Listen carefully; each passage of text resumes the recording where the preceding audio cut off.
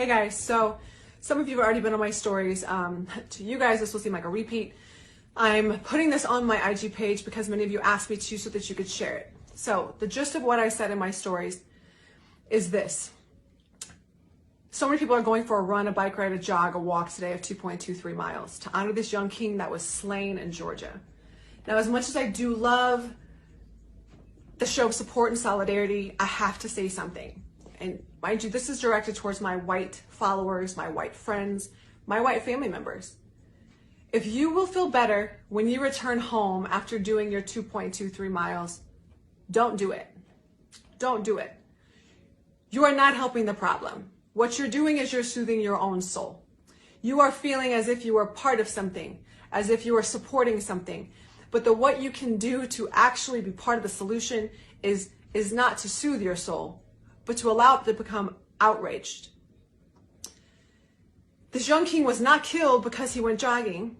He was killed because he went jogging in America while he was black and was confronted by racists.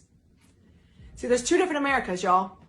I've been saying it for a while. I've said it on my stories. And by the way, I've said it on my posts. And when I do, just so you guys know, I get a lot of shit in my DMs from racist people. But it's never going to stop me from saying it. There's two different Americas. There's one if you're white, and there's one if you are every other minority in America, especially if you're black or brown. If you are not willing as a white person to confront racism in your neighborhood, at your workplace, in your friend group, or in your own family, you are part of the problem.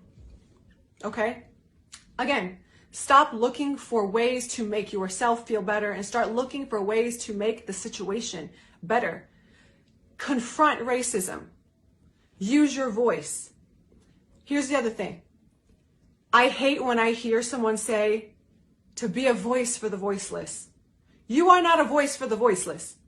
Every minority in America has a voice that has been used strongly and loudly for centuries.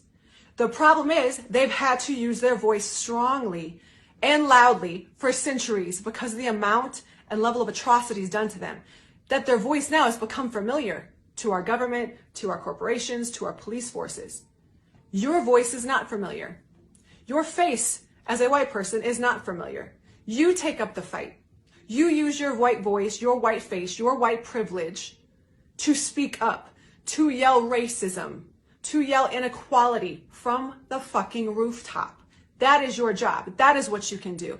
Shelve the run, shelve the bike ride that's going to make you feel warm and fuzzy, okay? And do something. Do something that puts you in a position of being uncomfortable, okay?